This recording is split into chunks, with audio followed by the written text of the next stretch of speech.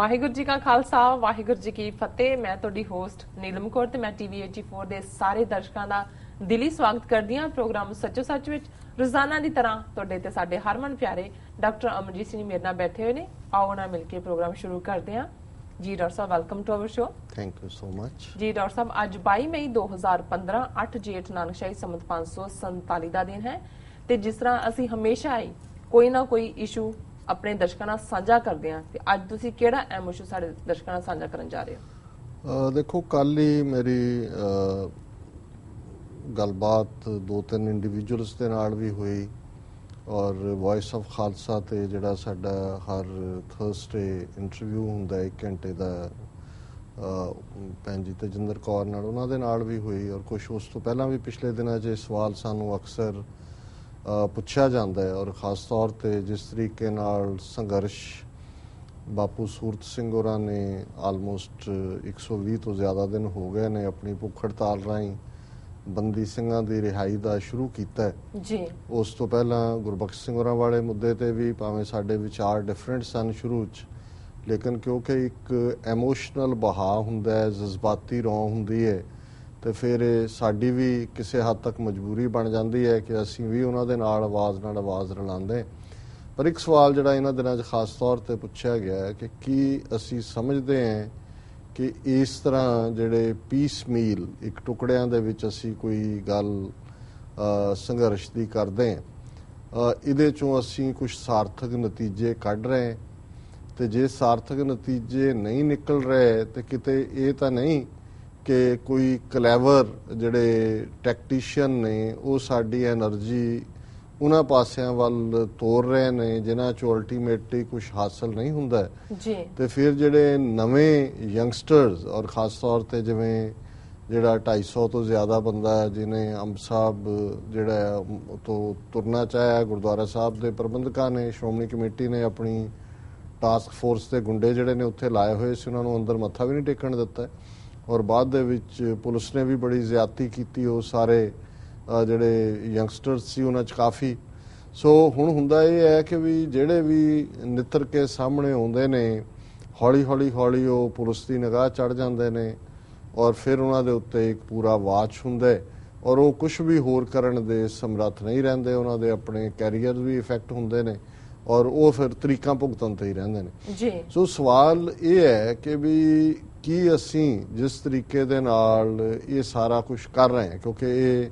ਨਿਰਪੱਖ ਤੌਰ ਦੇ ਉੱਤੇ ਪੁੱਛਿਆ ਗਿਆ ਔਰ ਮੈਂ ਸਮਝਦਾ ਵੀ ਮੇਰਾ ਇਹ ਫਰਜ਼ ਵੀ ਹੈ ਕਿ ਮੈਂ ਇਹਦੇ ਤੇ ਆਪਣਾ ਵਿਊ ਪੁਆਇੰਟ ਦਿਆਂ। ਸੋ ਬਹੁਤਿਆਂ ਨੇ ਇਹ ਕਿਹਾ ਵੀ ਕੀ ਇਹ ਨਹੀਂ ਹੋ ਸਕਦਾ ਕਿ ਅਸੀਂ ਜਿਹੜੀਆਂ ਸਾਰੀਆਂ ਬਿਮਾਰੀਆਂ ਦੇ ਇਹ ਜਿਹੜੇ ਸਿੰਪਟਮ ਨੇ, ਇੱਕ ਬਿਮਾਰੀ ਆ ਉਹਦੇ ਸਿੰਪਟਮ ਨੇ, ਕਿ ਉਹਦੇ ਤੇ ਫੋਕਸ ਕਰੀਏ ਕਿ ਭਾਵ ਇਹ ਹੈ ਕਿ ਵੀ ਉਹਨਾਂ ਨੇ ਬੇਸ਼ੱਕ ਕਾਨੂੰਨ ਇਹ ਕਹਿੰਦਾ ਹੈ ਕਿ ਜੀ ਜਿਹੜੇ ਸੰਵਿਧਾਨ ਦੇ ਤਹਿਤ ਜਿਹੜੀਆਂ ਸਜ਼ਾਵਾਂ ਹੋਈਆਂ ਜਦੋਂ ਉਹ ਪੂਰੀਆਂ ਹੋ ਗਈਆਂ ਤੇ ਕਾਨੂੰਨਨ ਤੇ ਇਹ ਹੋਣਾ ਚਾਹੀਦਾ ਕਿ ਉਹਨਾਂ ਨੂੰ ਛੱਡ ਦਿਓ,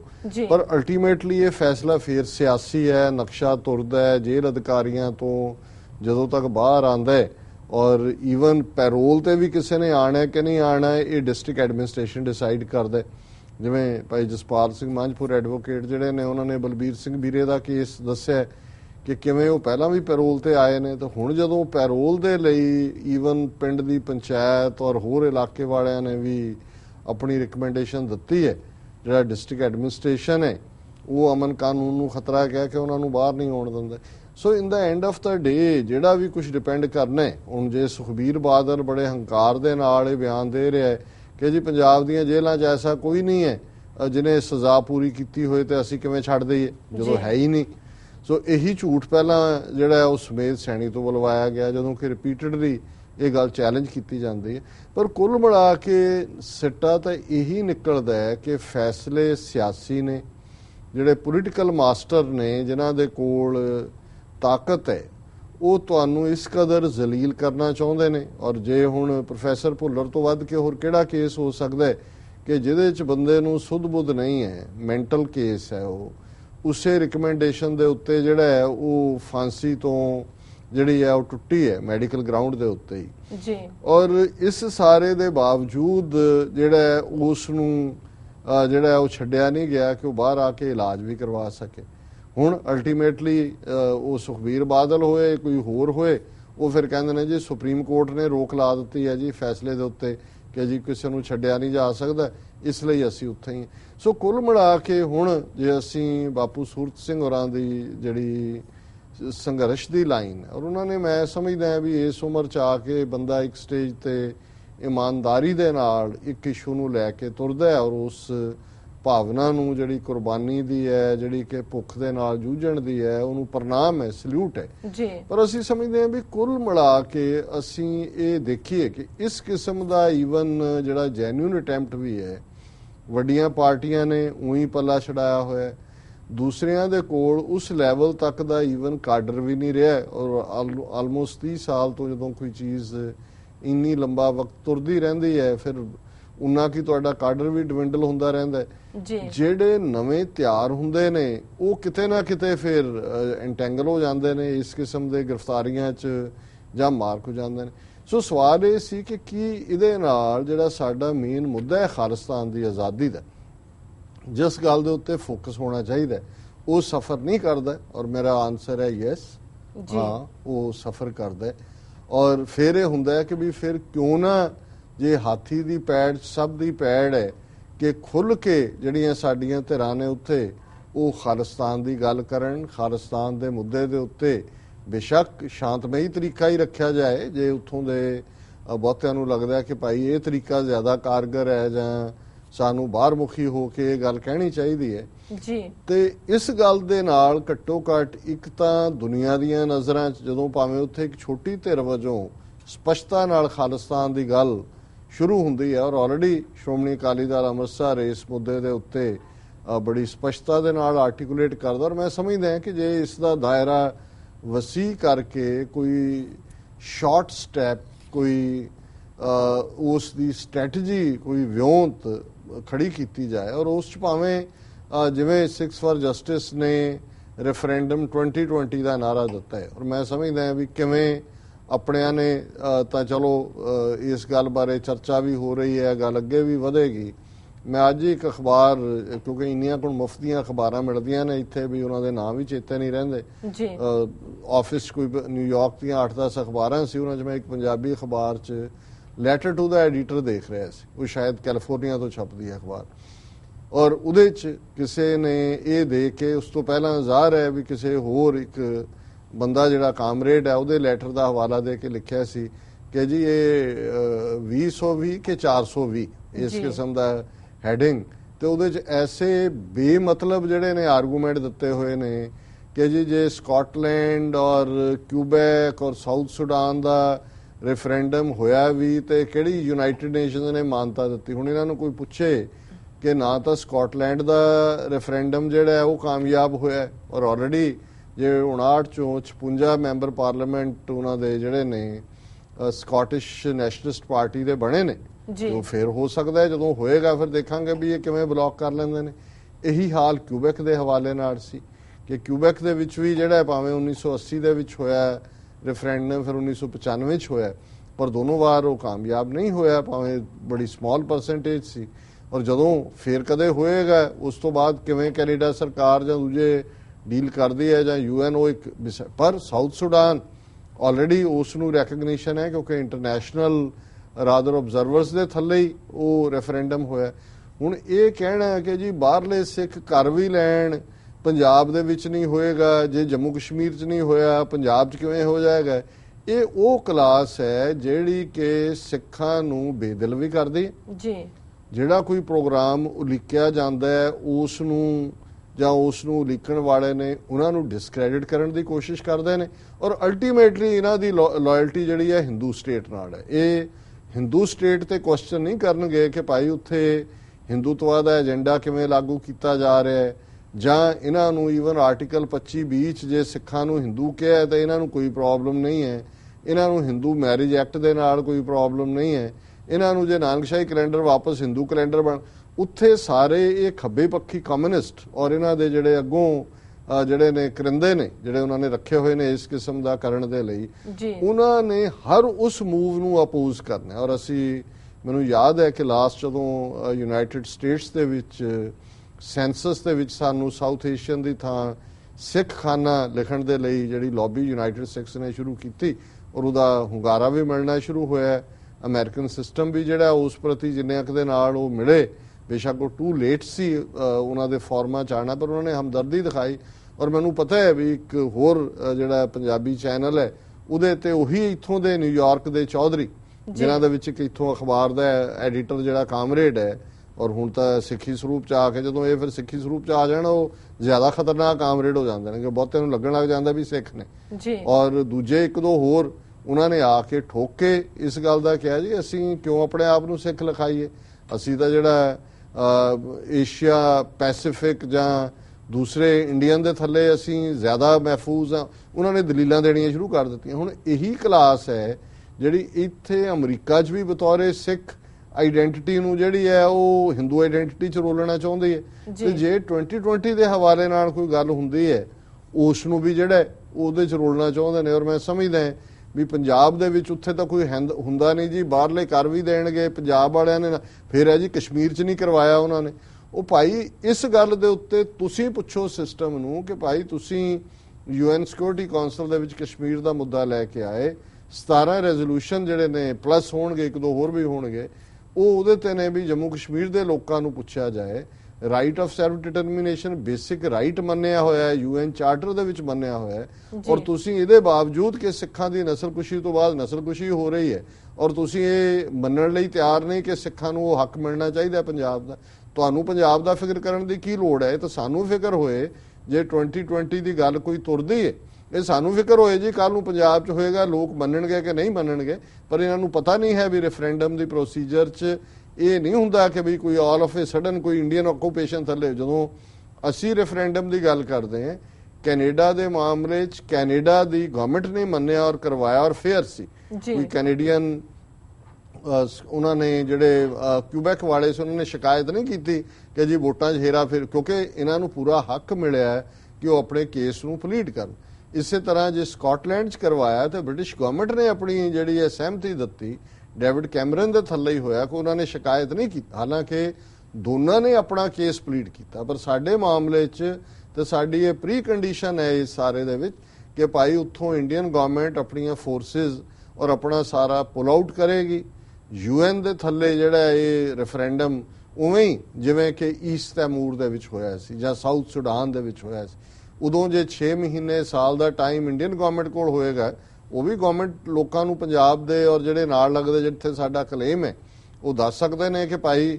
ਕਿਉਂ ਭਾਰਤ 'ਚ ਉਹਨਾਂ ਨੂੰ ਰਹਿਣਾ ਚਾਹੀਦਾ। ਔਰ ਜਿਹੜੀਆਂ ਧਿਰਾਂ ਆਜ਼ਾਦੀ ਦੀ ਮੰਗ ਕਰਦੀਆਂ ਨੇ ਉਹਨਾਂ ਦੇ ਕੋਲ ਇੱਕ ਓਪਰਚੁਨਿਟੀ ਹੋਏਗੀ ਕਿ ਉਹ ਆਪਣੇ ਲੋਕਾਂ ਦੇ ਨਾਲ ਗੱਲ ਕਰ ਸਕਦੇ ਨੇ ਵੀ ਸਾਨੂੰ ਕਿਉਂ ਆਜ਼ਾਦ ਖਾਲਿਸਤਾਨ ਚਾਹੀਦਾ। ਪਰ ਇਹਨਾਂ ਦੇ ਢਿੱਡ ਪੀੜ ਟੋਰਾਂਟੋ 'ਚ ਬੈਠੇ ਆ ਜਾਂ ਸੈਕਰਾਮੈਂਟੋ 'ਚ ਬੈਠੇ ਆ ਜਾਂ ਨਿਊਯਾਰਕ 'ਚ ਬੈਠੇ ਆ ਕਿਉਂ ਹੁੰਦੀ ਹੈ? ਕਿਉਂਕਿ ਇਹਨਾਂ ਦੇ ਜਿਹੜੇ ਮਾਸਟਰ ਨੇ ਜਿਹੜੇ ਕਿ ਇਹਨਾਂ ਇਸ ਕਿਸਮ ਦੇ ਲੋਕਾਂ ਦੀ ਪੁਸ਼ਤ ਪਨਾਹ ਕਰਦੇ ਨੇ, ਉਹਨਾਂ ਨੂੰ ਇਹ ਤਕਲੀਫ ਹੈ ਕਿ ਵੀ ਸਿੱਖ ਜਿਨ੍ਹਾਂ ਨੂੰ ਅਸੀਂ ਦਹਿਸ਼ਤਗਰਦ ਬਣਾ ਕੇ, ਜਿਵੇਂ 에ਅਰ ਇੰਡੀਆ ਦੇ ਹਵਾਲੇ ਨਾਲ ਅਸੀਂ ਜਿਹੜੀ ਹੈ 2 ਦਿਨ ਪਹਿਲੇ ਗੱਲ ਕੀਤੀ ਸੀ ਕਿ ਕਿਵੇਂ ਇਹਨਾਂ ਦਾ ਘਾਰਾ ਇਹਨਾਂ ਦੀਆਂ ਏਜੰਸੀਆਂ ਦਾ ਸਿੱਖਾਂ ਦੇ ਖਾਤੇ 'ਚ ਪਾ ਦਿੱਤਾ। ਹੁਣ ਇੱਕ ਪਾਸੇ ਤਾਂ ਸਟ੍ਰੈਟਜੀ ਹਿੰਦੂਤਵੀ ਹਕੂਮਤ ਦੀ ਇਹ ਹੈ ਕਿ ਈਵਨ ਇਹ ਸਿੱਖੀ ਸ਼ਕਲਾਂ ਵਾਲੇ ਕਾਮਰੇਡ ਔਰ ਇਹਨਾਂ ਦੇ ਜਿਹੜੇ ਟੌਂਟ ਬਟੌਂਟ ਨੇ ਉਹਨਾਂ ਤੋਂ ਹੀ ਵਿਰੋਧ ਕਰਵਾਓ। ਤੇ ਹੁਣ ਆਪਣੀ ਸਟ੍ਰੈਟਜੀ ਤੁਸੀਂ ਦੇਖੋ। ਹੁਣ ਕਈ ਵਾਰੀ ਲੱਗਦਾ ਹੁੰਦਾ ਹੈ ਕਿ ਜੀ ਜਿਵੇਂ ਅਸੀਂ ਵੀ ਗੱਲ ਕੀਤੀ ਕਿ ਭਾਈ ਮੋਦੀ ਦਾ ਦੌਰਾ, ਵਿਸ਼ਵ ਹਿੰਦੂ ਪਰਿਸ਼ਦ ਨੇ ਆ ਕਿਹਾ ਜਾਂ ਸ਼ਿਵ ਸੈਨਾ ਨੇ ਆ ਕਿਹਾ, ਜੇ ਲੈਂਡ ਐਕੁਜੀਸ਼ਨ ਐਕਟ ਆਇਆ ਤੇ RSS ਨੇ ਉਹਦਾ ਵਿਰੋਧ ਉਹਦੇ ਕੁਝ ਲੀਡਰਾਂ ਨੇ ਕੀਤਾ, ਗੋਬਿੰਦਾਚਾਰੀਆ ਨੇ ਕੀਤਾ, ਬਾਕੀਆਂ ਨੇ ਕੀਤਾ। ਪਰ ਅਸੀਂ ਇੱਕ ਪ੍ਰੋਗਰਾਮ ਦੇ ਵਿੱਚ ਕਿਹਾ ਵੀ ਸੀ ਕਿ ਕਈ ਵਾਰ ਇਹ ਸਟ੍ਰੈਟਜੀ ਲੱਗਦੀ ਹੈ ਕਿ ਇਹ ਆਪਣਾ ਕੰਮ ਕਰ ਰਹੇ ਨੇ ਅੰਦਰੋਂ ਘਰ ਵਾਪਸੀ ਦੇ ਨਾਂ ਥੱਲੇ ਔਰ ਦੂਸਰੇ ਦੇ ਨਾਂ ਥੱਲੇ, ਔਰ ਜਿਹੜਾ ਇਹਨਾਂ ਦਾ ਕੰਮ ਹੈ ਇਹ ਆਪਣੇ ਕੰਮ ਲੱਗੇ ਹੋਏ ਨੇ, ਸਰਕਾਰ ਆਪਣੇ ਕੰਮ ਲੱਗੀ ਹੋਈ ਹੈ। ਜੋ ਹੋ ਸਕਦਾ ਹੈ ਹਿੰਦੂਤਵਾ ਲਈ ਉਹ ਲੋਕਾਂ ਦੇ ਵਿੱਚ ਇੱਕ PR ਦੇ ਨੁਕਤੇ ਤੋਂ ਵਿਰੋਧ ਵੀ ਕਰ ਦਿੰਦੇ ਨੇ, ਪਰ ਅਲਟੀਮੇਟ ਲਾਇਲਟੀ। ਔਰ ਅੱਜ ਜਿਹੜੀ ਇੱਕ ਸਟੋਰੀ ਮੈਂ ਦਾ ਹਿੰਦੂ ਅਖਬਾਰ ਦੇ ਵਿੱਚ ਦੇਖੀ, RSS to tone down public criticism. ਹੁਣ ਇਸ ਤੋਂ ਲੱਗਦਾ ਵੀ ਕਿਵੇਂ ਇਹਨਾਂ ਦੀ ਸਟ੍ਰੈਟਜੀ ਹੈ ਕਿ ਤੁਸੀਂ ਇਹ ਕਰੀ ਜਾਓ, ਅਸੀਂ ਤੁਹਾਨੂੰ ਘੂਰਾਂਗੇ ਵੀ, ਲੇਕਿਨ ਅਲਟੀਮੇਟਲੀ ਜਿਹੜਾ ਅਸੀਂ ਜਿਹੜਾ ਉਹ ਤੁਹਾਨੂੰ ਨੁਕਸਾਨ ਨਹੀਂ ਕਰਦੇ। ਔਰ ਇਹ ਦਾ ਹਿੰਦੂ ਅਖਬਾਰ ਹੈ, ਉਹਦੇ ਚ ਜਤਨ ਗਾਂਧੀ ਨੇ ਇਹ ਸਟੋਰੀ ਕੀਤੀ ਹੈ ਜੀ। ਹੁਣ ਉਹਦੇ ਚ ਆਰਐਸਐਸ ਦਾ ਲੀਡਰ ਜਿਹੜਾ ਮਨਮੋਹਨ ਵੈਦਿਆ, ਉਸ ਦੀ ਉੱਪਰ ਸਟੇਟਮੈਂਟ ਲੱਗੀ ਹੈ, not our job to evaluate BJP's performance, says Manmohan Vaidya RSS leader. ਕਿ ਜੀ ਇਹ ਕੋਈ ਸਾਡਾ, ਅਸੀਂ ਕੌਣ ਹੁੰਦੇ ਆ ਬੀਜੇਪੀ ਦੀ ਸਰਕਾਰ ਦੀ ਜਿਹੜੀ ਕਾਰਗੁਜ਼ਾਰੀ ਉਸ ਦੇ ਉੱਤੇ ਅਸੀਂ ਜਿਹੜਾ ਉਹਦੀ ਪੜਚੋਲ ਕਰੀਏ। As the Narendra Modi government completes 1 year in office, the Rashtriya Swayamsevak Sangh has decided to tone down public criticism of the government and the Bharatiya Janata Party. ਇਹ ਫੈਸਲਾ ਉਹਨਾਂ ਨੇ ਕੀਤਾ ਕਿ ਜਿਹੜਾ ਹੁਣ ਅਸੀਂ ਆਲੋਚਨਾ ਕਰਦੇ ਸੀ ਹੁਣ ਉਹਦੀ ਆਵਾਜ਼ ਜ਼ਰਾ ਮੱਠੀ ਕਰ ਦਿਓ। Sources in Nagpur, where the headquarters of the Sangh function, told the Hindu that the foundation for the decision was laid at All India Pratinidhi Sabha in March, and the decision is now being communicated to cadres and affiliated organizations such as the Bharatiya Mazdoor Sangh and the Swadeshi Jagran Manch। ਹੁਣ ਇਹ ਮਜ਼ਦੂਰ ਸੰਘ ਔਰ ਸਵਦੇਸ਼ੀ ਜਾਗਰਣ ਮੰਚ ਹੈ ਜਿਹਨੇ ਮੋਦੀ ਦੀ land acquisition act ਔਰ ਦੂਸਰਿਆਂ ਦੀ ਵਿਰੋਧਤਾ ਕੀਤੀ ਸੀ। ਉਹਨਾਂ ਨੇ ਕਿਹਾ ਜੀ ਅਸੀਂ ਤਾਂ ਮਾਰਚ ਮਹੀਨੇ 'ਚ ਫੈਸਲਾ ਲਿਆ ਸੀ ਆਲ ਇੰਡੀਆ ਪ੍ਰਤੀਨਿਧ ਸਭਾ 'ਚ, ਔਰ ਹੁਣ ਅਸੀਂ ਆਪਣੇ ਕਾਡਰ ਨੂੰ ਜਿਹੜੇ ਥੱਲੜੇ ਕਾਰਜਕਰਤਾ ਨੇ ਉਹਨਾਂ ਨੂੰ, ਜਿਨ੍ਹਾਂ ਦੇ ਵਿੱਚ ਖਾਸ ਤੌਰ ਤੇ ਭਾਰਤੀ ਮਜ਼ਦੂਰ ਸੰਘ ਔਰ ਸਵਦੇਸ਼ੀ ਜਾਗਰਣ ਮੰਚ ਹੈ, ਅਸੀਂ ਉਹਨਾਂ ਨੂੰ ਇਹ ਹਦਾਇਤਾਂ ਕਰ ਦਿੱਤੀਆਂ ਕਿ ਵੀ ਜਰਾ ਹੱਥ ਹੌਲਾ ਰੱਖੋ। It is not the job of the Sangh to evaluate the performance of the government, Manmohan Vaidya, All India Prachar Pramukh of RS said. B.N. Rai, General Secretary of the BMS, Bharatiya Mazdoor Sangh, however, confirmed that RSS Joint Secretary Dattariya Hosbale told Karyakartas in Nagpur on Monday that efforts are being made to convince the government on contentious issues। ਦੋਨੋਂ ਲੀਡਰਾਂ ਨੂੰ ਕੋਟ ਕੀਤਾ, cadre ਨੂੰ ਕਿਹਾ ਜੀ ਤੁਸੀਂ ਹੁਣ ਨਾ ਕਰਿਓ, ਬੋਲੋ, ਅਸੀਂ ਜਿਹੜੇ ਥੋੜੇ ਬਹੁਤ ਝਗੜੇ ਵਾਲੇ ਇਸ਼ੂ ਨੇ ਉਹਨਾਂ ਬਾਰੇ ਸਰਕਾਰ ਨੂੰ ਜਿਹੜਾ ਹੈ ਉਹ ਕਨਵਿੰਸ ਕਰ ਰਹੇ। Sources in the know added that Sangh has decided to back the land acquisition bill। ਹੁਣ ਪਹਿਲਾਂ ਜ਼ਮੀਨ ਜਿਹੜੀ ਕਿਸਾਨਾਂ ਨੂੰ ਪੁੱਛੇ ਬਿਨਾ, ਜ਼ਰੂਰਤ ਦਾ ਮੁਆਵਜ਼ਾ ਦਿੱਤੇ ਬਿਨਾ ਔਰ ਈਵਨ ਉਹਨਾਂ ਕੋਲੋਂ ਕੋਈ ਅਦਾਲਤ ਜਾਣ ਦਾ ਜਿਹੜਾ ਹੱਕ ਖੋਹ ਕੇ ਜਿਹੜਾ ਇਹਦਾ ਵਿਰੋਧ ਕਰ ਰਹੇ ਸੀ ਭਾਰਤੀ ਮਜ਼ਦੂਰ ਸੰਘ ਔਰ ਇਹਨਾਂ ਦੇ ਕਿਸਾਨ ਸੈੱਲ ਜਿਹੜੇ ਨੇ, ਉਹਨਾਂ ਨੇ ਕਿਹਾ ਜੀ ਹੁਣ ਅਸੀਂ ਇਸ ਲੈਂਡ ਐਕੁਜੀਸ਼ਨ ਐਕਟ ਦੀ ਹਮਾਇਤ ਕਰਾਂਗੇ। Bill that had the government on the back foot on most of the budget session of parliament, ਕਿ ਪਾਰਲੀਮੈਂਟ ਦੇ ਬਜਟ ਸੈਸ਼ਨ ਬੀਜੇਪੀ ਨੂੰ ਇਸ ਦੇ ਲਈ ਭਾਂਜੜਾਂ ਪਈਆਂ ਹੋਈਆਂ ਸੀ। while the Bharatiya Mazdoor Sangh and the Jagran Manch have flagged concern about the government's policies in the recent past, the Sangh leadership is happy with the Modi government on a few counts। ਉਹਨਾਂ ਨੇ ਕਿਹਾ ਜੀ ਭਾਵੇਂ ਇਹਨਾਂ ਦੋ ਜਥੇਬੰਦੀਆਂ ਨੇ ਆਲੋਚਨਾ ਕੀਤੀ ਸੀ ਪਰ ਜਿਹੜਾ ਸੰਘ ਦੀ ਲੀਡਰਸ਼ਿਪ ਹੈ ਬਹੁਤ ਖੁਸ਼ ਹੈ ਮੋਦੀ ਗਵਰਨਮੈਂਟ ਤੇ। The increased membership of the BJP, which the party claims crossed 10.5 crore mark, will help the Sangh consolidate its spread within the country, it feels। ਸੋ ਕਹਿੰਦੇ ਬਹੁਤ ਖੁਸ਼ ਨੇ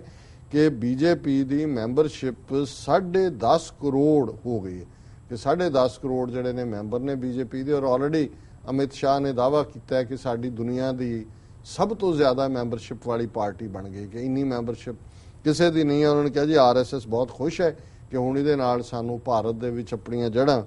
ਹੋਰ ਮਜ਼ਬੂਤ ਕਰਨ ਦੀ ਜਿਹੜੀ ਮੌਕਾ ਬਣੇਗਾ। At the same time mister Modi's foreign tours have helped the RSS widen its global footprint, a source said। The Sangh has presence in some form or the other in nearly 40 countries। ਉਹ ਕਹਿੰਦੇ ਜੀ ਮੋਦੀ ਤੋਂ RSS ਬਹੁਤ ਖੁਸ਼ ਹੈ ਕਿਉਂਕਿ ਉਹ ਜਦੋਂ ਹੁਣ ਬਾਹਰਲੇ ਦੌਰਿਆਂ ਤੇ ਗਿਆ ਉਹਦੇ ਨਾਲ ਸਾਡੇ RSS ਦੀਆਂ ਜੜ੍ਹਾਂ ਇਸ ਵੇਲੇ 40 ਦੇਸ਼ਾਂ ਦੇ ਵਿੱਚ ਲੱਗੀਆਂ। ਹੁਣ ਇਹ 40 ਦੇਸ਼ਾਂ ਦੀ ਸਾਨੂੰ ਸ਼ਨਾਖਤ ਕਰਨੀ ਚਾਹੀਦੀ ਹੈ ਕਿ ਕਿਹੜੇ ਦੇਸ਼ ਨੇ ਜਿੱਥੇ ਇਹ ਹਿੰਦੂ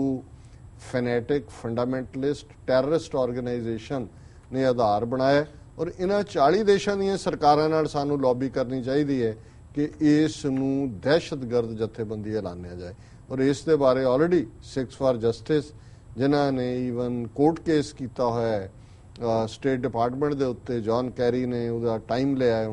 ਰਿਸਪੌਂਡ ਕਰਨ ਦਾ ਕਿ ਅਮਰੀਕਾ ਦੇ ਵਿੱਚ RSS ਨੂੰ ਦਹਿਸ਼ਤਗਰਦ ਜਥੇਬੰਦੀ ਐਲਾਨਿਆ ਜਾਏ। ਸੋ 40 ਦੇਸ਼ਾਂ ਦੀ ਜਿਹੜੀ ਹੈ ਉਹ ਉਹਦੇ 'ਚ ਸਾਨੂੰ ਲੌਬੀ ਕਰਨ ਦੀ ਲੋੜ ਹੈ। And RSS source in New Delhi said that the Sangh's backing of the Modi government is also a tactical retreat। ਹੁਣ ਟੈਕਟੀਕਲ ਰੀਟਰੀਟ ਹੁੰਦਾ ਹੈ ਵੀ ਜਿਵੇਂ ਫੌਜ ਨੇ ਹਮਲਾ ਕੀਤਾ ਅੱਗੋਂ ਜਿਹੜਾ ਪੈ ਗਏ ਦੂਜੇ ਜੀ ਤੇ ਫਿਰ ਪਿੱਛੇ ਨੂੰ ਹੋ ਗਏ, ਰਿਟਰੀਟ ਹੁੰਦਾ, ਪਿੱਛੇ ਮੁੜਨਾ, ਤੇ ਉਹ ਦੁਸ਼ਮਣ ਸਮਝਦਾ ਵੀ ਭੱਜ ਪਏ। ਹੁਣ ਸਿੱਖਾਂ ਦੀ ਜਦੋਂ 18ਵੀਂ ਸਦੀ ਦੀ ਗੁਰਿਲਾ ਟੈਕਟਿਕ ਦੀ ਗੱਲ ਹੁੰਦੀ ਹੈ, ਔਰ ਇਹ ਉਹਨੇ ਕਾਜ਼ੀ ਨੂਰ ਮੁਹੰਮਦ ਨੇ ਲਿਖਿਆ ਆਪਣੀ ਉਸ ਲਿਖਤ ਦੇ ਵਿੱਚ, ਕਿਉਂਕਿ ਸਿੱਖਾਂ ਦੀ ਸਟ੍ਰੈਟਜੀ ਸੀ ਗੁਰਿਲਾ ਲੜਾਈ ਦੀ ਜੀ ਕਿ ਉਹ ਅਟੈਕ ਕਰਦੇ ਸੀ ਅੱਧੀ ਰਾਤ ਨੂੰ, ਜਿਵੇਂ ਲੜਾਈ ਦੇ 2.5 ਫੁੱਟ ਉੱਥੋਂ ਹੀ ਨਿਕਲਿਆ, ਔਰ ਕਰਕੇ ਤੇ ਭੱਜ ਪੈਂਦੇ ਸੀ। ਦੁਸ਼ਮਣ ਇਹ ਸਮਝਦਾ ਸੀ ਕਿ ਇਹ ਅਸੀਂ ਜਿਹੜਾ ਜਵਾਬ ਦਿੱਤਾ ਉਹ ਭੱਜ ਪਏ ਨੇ, ਉਹਨਾਂ ਦੇ ਮਗਰ ਭੱਜ ਲੈਂਦੇ ਸੀ ਜੀ। ਲੇਕਿਨ ਕੁਝ ਥੋੜੀ ਦੂਰ ਜਾ ਕੇ ਮੀਲ 2 ਮੀਲ ਫਿਰ ਸਿੱਖ ਫਿਰ ਘੇਰਾ ਬਣਾ ਕੇ ਜਿਹੜੇ ਉਹਨਾਂ ਦੇ ਮਗਰ ਆਏ ਉਹਨਾਂ ਨੂੰ ਘੇਰ ਕੇ ਮਾਰ ਲੈਂਦੇ ਜੀ। ਸੋ ਉਹਦੇ 'ਚ ਉਹਨੇ ਬਾਰ-ਬਾਰ ਲਿਖਿਆ ਕਿ ਜਦੋਂ ਇਹ ਜੰਗ ਦੇ ਮੈਦਾਨ 'ਚੋਂ ਹਟਦੇ ਵੀ ਨੇ ਪਿੱਛੇ, ਇਹ ਮਤ ਸਮਝੋ ਕਿ ਇਹ ਦੌੜ, ਇਹਨਾਂ ਦੀ ਟੈਕਟਿਕ ਹੈ, ਇਹ ਤੁਹਾਨੂੰ ਅੱਗੇ ਜਾ ਕੇ ਘੇਰ ਦੇਣਗੇ। ਹੁਣ ਇਹ ਐਗਜ਼ੈਕਟਲੀ ਇਹ ਕਹਿ ਰਹੇ ਨੇ ਕਿ ਜੀ ਜਿਹੜਾ ਸੰਘ ਦੀ ਬੈਕਿੰਗ ਵੀ ਹੈ, ਜਿਹੜਾ ਉਹਨਾਂ ਨੇ ਫੈਸਲਾ ਕੀਤਾ ਕਿ ਮੋਦੀ ਸਰਕਾਰ ਦਾ ਹੁਣ ਖਤਮ ਕਰੋ, is also A tactical retreat, ਇਹ ਵੀ ਇੱਕ ਵਿਉਂਤਬੰਦੀ ਦਾ ਹਿੱਸਾ ਹੈ। ਸੋ ਮੈਂ ਸਮਝਦਾ ਵੀ ਉੱਥੇ ਤਾਂ ਇਹ ਜਿਹੜੀ ਆਪਣੇ ਆਪ ਨੂੰ ਹੁਣ 10.5 ਕਰੋੜ ਦੀ ਮੈਂਬਰਸ਼ਿਪ ਵਾਲੀ ਇੱਕ ਦਹਿਸ਼ਤਗਰਦ ਜਥੇਬੰਦੀ, ਜਿਹੜੀ ਕਿ ਸਿੱਖਾਂ ਨੂੰ, ਮੁਸਲਮਾਨਾਂ ਨੂੰ, ਈਸਾਈਆਂ ਨੂੰ, ਬੌਧੀਆਂ ਨੂੰ, ਈਵਨ ਦਲਿਤਾਂ ਨੂੰ ਜਿਹੜੀ ਹੈ ਉਹ ਬਿਲਕੁਲ ਉਸ ਵਰਣ ਆਸ਼ਰਮ ਦੇ ਉਸ ਸ਼ੂਦਰ ਲੈਡਰ ਤੇ ਖੜਾ ਕਰਨਾ ਚਾਹੁੰਦੀ ਹੈ, ਉਹਨਾਂ ਦੇ ਉਹ ਤਾਂ ਇੱਕ ਟੈਕਟਿਕ ਦੇ ਨਾਲ ਚੱਲ ਰਹੇ ਨੇ। ਕਦੇ ਵਿਰੋਧ ਕਰ ਲਿਆ, ਫਿਰ ਜਦੋਂ ਲੋਕਾਂ ਦਾ ਅਦਰਵਾਈਜ਼ ਕਰ ਲਿਆ, ਫਿਰ ਟੈਕਟੀਕਲ ਹਮਾਇਤ ਕਰ ਦਿੱਤੀ। ਔਰ ਤੁਸੀਂ ਆਪਣੇ ਇਹਨਾਂ ਲੋਕਾਂ ਨੂੰ ਪਛਾਣੋ, ਇਹਨਾਂ ਕਾਮਰੇਡਾਂ ਨੂੰ, ਇਹਨਾਂ ਭਗੌੜਿਆਂ ਨੂੰ, ਇਹਨਾਂ ਜਿਹੜੇ ਰਲੇ ਹੋਏ ਨੇ ਸਰਕਾਰ ਦੇ ਨਾਲ ਔਰ ਉਹਨਾਂ ਦੇ ਟੌਂਟ ਪਟੌਂਟ, ਕਿਉਂਕਿ ਕੋਈ ਕਿਸੇ ਹਵਾਲੇ ਨਾਲ ਕੱਲ ਹੀ ਗੱਲ ਕਰ ਰਿਹਾ ਸੀ ਕਿ ਕਿਸੇ ਨੇ ਕਿਹਾ ਗੁਰਦੁਆਰੇ ਦੇ ਪ੍ਰਬੰਧਕ ਨੂੰ ਕਿ ਜੀ ਤੁਸੀਂ ਜਿਹੜਾ 에ਅਰ ਇੰਡੀਆ ਦਾ ਬਾਈਕਾਟ ਕਰੋ। ਉਹ ਕਹਿੰਦੇ ਜੀ ਅਸੀਂ ਕਿੱਦਾਂ ਬਾਈਕਾਟ ਕਰ ਸਕਦੇ ਹਾਂ, ਅਸੀਂ ਤਾਂ ਸਿੱਧਾ ਜਹਾਜ਼ ਤੇ ਰਾਜਾ ਸਾਂਸੀ ਉਤਰਦੇ, ਉੱਥੋਂ ਅਸੀਂ ਦਰਬਾਰ ਸਾਹਿਬ ਦੇ ਦਰਸ਼ਨ ਕਰਕੇ ਫਿਰ ਘਰ ਨੂੰ ਜਾਂਦੇ ਹਾਂ, ਤੇ 에ਅਰ ਇੰਡੀਆ ਸਾਨੂੰ ਸਿੱਧਾ ਅੰਮ੍ਰਿਤਸਰ ਲੈ ਜਾਂਦਾ ਜੀ। ਹੁਣ ਇਹ ਕਹਿਣਾ ਕਿ ਜੀ ਅਸੀਂ ਕਿਉਂਕਿ ਦਰਬਾਰ ਸਾਹਿਬ ਦੇ ਉੱਤੇ ਜਾਣ ਤੋਂ ਬਾਅਦ ਦਰਸ਼ਨ ਕਰਦੇ ਇਸ ਲਈ ਅਸੀਂ 에ਅਰ ਇੰਡੀਆ ਦਾ ਬਾਈਕਾਟ, ਹੁਣ ਇਸ ਤੋਂ ਵੱਧ ਕੇ ਬੇਈਮਾਨ ਸਟੇਟਮੈਂਟ ਕੀ ਹੋ ਸਕਦੀ ਹੈ। ਹੁਣ ਜ਼ਾਹਰ ਹੈ ਕਿ ਉਹਨਾਂ ਨੇ ਤਾਂ ਅੰਮ੍ਰਿਤਸਰ ਦੇ 에ਅਰਪੋਰਟ ਨੂੰ ਹੀ ਰਾਜਾ ਸਾਂਸੀ 에ਅਰਪੋਰਟ ਗੁਰੂ ਰਾਮਦਾਸ ਨਾਮ ਵੀ ਰੱਖ ਕੇ ਡਿਵੈਲਪ ਨਹੀਂ ਹੋਣ ਦਿੱਤਾ, ਚੰਡੀਗੜ੍ਹ ਦੇ ਵਿੱਚ ਲੈ ਗਏ, ਔਰ ਬਾਦਲ ਕਹਿੰਦੇ ਵੀ ਉੱਥੇ ਉਹਨਾਂ ਨੇ ਜ਼ਮੀਨਾਂ ਖਰੀਦੀਆਂ, ਉਹਨਾਂ ਦਾ ਹਿੱਤ ਸੀ। ਫਿਰ ਆਇਆ ਕਿ ਜੀ ਚੰਡੀਗੜ੍ਹ ਦੇ 에ਅਰਪੋਰਟ ਦਾ ਨਾਂ ਸ਼ਹੀਦ ਭਗਤ ਸਿੰਘ ਦੇ ਨਾਂ ਤੇ ਰੱਖਿਆ ਜਾਏਗਾ। ਹੁਣ ਮੈਂ ਕੱਲ ਪਰਸੋਂ ਸਟੋਰੀ ਦੇਖ ਰਿਹਾ ਸੀ ਕਿ ਉਹਨੂੰ ਇੰਟਰਨੈਸ਼ਨਲ 에ਅਰਪੋਰਟ ਕਹਿ ਰਹੇ ਨੇ, ਉਹ ਨਾਂ ਨਹੀਂ ਹੈਗਾ, ਔਰ ਸ਼ਾਇਦ ਉਹ ਨਾਂ ਨਾ ਹੋਏ, ਹਾਲਾਂ ਨਾਂ ਨਾਲ ਕੋਈ ਫਰਕ ਨਹੀਂ ਪੈਂਦਾ ਹੈ। ਪਰ ਇੱਕ ਪਾਸੇ ਜਦੋਂ ਤੁਸੀਂ ਗੱਲ ਕਰਦੇ ਹੋ, ਇਵੇਂ ਹੀ ਹੈ ਇਸ ਕਿਸਮ ਦਾ ਆਰਗੂਮੈਂਟ ਦੇਣਾ ਕਿ ਕਿਸੇ ਉਹ ਇੱਕ ਸੁਣਾਈ ਜਾਂਦੀ ਹੈ ਗੱਲ ਕਿ ਬਈ ਉਹ ਕੋਈ ਕਵੀ ਜਿਹੜਾ ਹੈ ਉਹ ਬੋਲਣ ਲਈ ਖਲੋਤਾ ਹੈ, ਉਹ ਐਸਾ ਕਰ ਰਿਹਾ ਸੀ ਉਹਨੂੰ ਭੁੱਲ ਗਿਆ, ਜਦ ਲੋਕਾਂ ਨੇ ਹੂਟਿੰਗ ਕੀਤੀ ਤਾਂ ਨਹੀਂ ਹਟਿਆ, ਕਿਸੇ ਨੇ ਉੱਤੇ ਜੁੱਤੀ ਸੁੱਟੀ ਤੇ ਉਹ ਕਹਿੰਦਾ ਜੀ ਇਹ ਸੱਜਾ ਪੈਰ ਸੁੱਟਿਆ, ਖੱਬਾ ਵੀ ਸੁੱਟੋ, ਮੇਰੇ ਕੋਲ ਸੋ ਜੁੱਤੀ ਪਾਉਣ ਨੂੰ ਹੋਏਗੀ। ਹੁਣ ਤੁਸੀਂ ਇਸ ਕੈਟਾਗਰੀ ਦਾ ਕੀ ਕਰ ਸਕਦੇ ਹੋ ਜੀ। ਸੋ ਮੈਂ ਸਮਝਦਾ ਹਾਂ ਵੀ ਇੱਕ ਪਾਸੇ ਸਾਡਾ ਦੁਸ਼ਮਣ ਕਿਵੇਂ ਪਲੈਨਡ ਤਰੀਕੇ ਦੇ ਨਾਲ ਜਿਹੜਾ ਉਹ ਸਾਡੀ ਨਸਲਕੁਸ਼ੀ ਪਹਿਲਾਂ ਉਹਨਾਂ ਨੇ ਕੀਤੀ, ਉਹਦੇ ਚ ਕਿਵੇਂ ਆਰਐਸਐਸ ਨੇ ਇੰਦਰਾ ਗਾਂਧੀ ਦੀ ਹਮਾਇਤ ਕੀਤੀ, ਉਹਨੂੰ ਦੁਰਗਾ ਬਣਾਇਆ, ਫਿਰ ਅੱਜ ਹਾਲ ਇਹ ਹੈ ਵੀ ਉਹਨੂੰ ਪਾਸੇ ਕਰਕੇ ਸਾਰਾ ਨਹਿਰੂ ਲੈਗੇਸੀ ਨੂੰ ਸਣੇ ਇੰਦਰਾ ਗਾਂਧੀ ਦੇ ਜਿਹੜੇ ਨੇ ਉਹਨੂੰ ਦੋਸ਼ੀ ਬਣਾਇਆ ਹੋਇਆ, ਉਹਦਾ ਨਾਮ ਵੀ ਨਹੀਂ ਲੈਣਾ ਚਾਹੁੰਦੇ ਕਾਂਗਰਸ ਦਾ। ਔਰ ਹੁਣ ਪੂਰੀ ਆਰਐਸਐਸ ਦੀ ਆਈਡੀਓਲੋਜੀ, ਨਥੂਰਾਮ ਗੋਡਸੇ ਹੀਰੋ ਬਣ ਗਿਆ, ਤਾਂਤੀਆ ਟੋਪੇ ਨਿਕਲ ਆਇਆ, ਸਾਵਰਕਰ ਨਿਕਲ ਆਇਆ, ਇਹਨਾਂ ਦੇ ਸਾਰੇ ਹੀਰੋ ਜਿਹੜੇ ਨੇ ਉਹ ਆਰਐਸਐਸ ਦੇ ਜਿਹੜੇ ਹਿੰਦੂਤਵੀ ਉਹ ਹੀਰੋ ਬਣ ਗਏ। ਲੇਕਿਨ ਸਾਡੀ ਕੌਮ ਨੂੰ ਕਿਉਂ ਸਮਝ ਨਹੀਂ ਆਉਂਦੀ ਕਿ ਸਾਡੀਆਂ ਗੁਰਦੁਆਰਿਆਂ ਦੀਆਂ ਮੈਨੇਜਮੈਂਟਾਂ 'ਚ ਬੈਠੇ, ਸਾਡੀਆਂ ਜਥੇਬੰਦੀਆਂ 'ਚ ਬੈਠੇ ਲੋਕ ਜਿਹੜੇ ਨੇ, ਜਿਹੜਾ ਮਾੜਾ ਮੋਟਾ ਕੰਮ ਕਰਦੇ ਨੇ, ਜਿਹੜੇ ਹੈਵੀ ਆਡਸ ਦੇ ਬਾਵਜੂਦ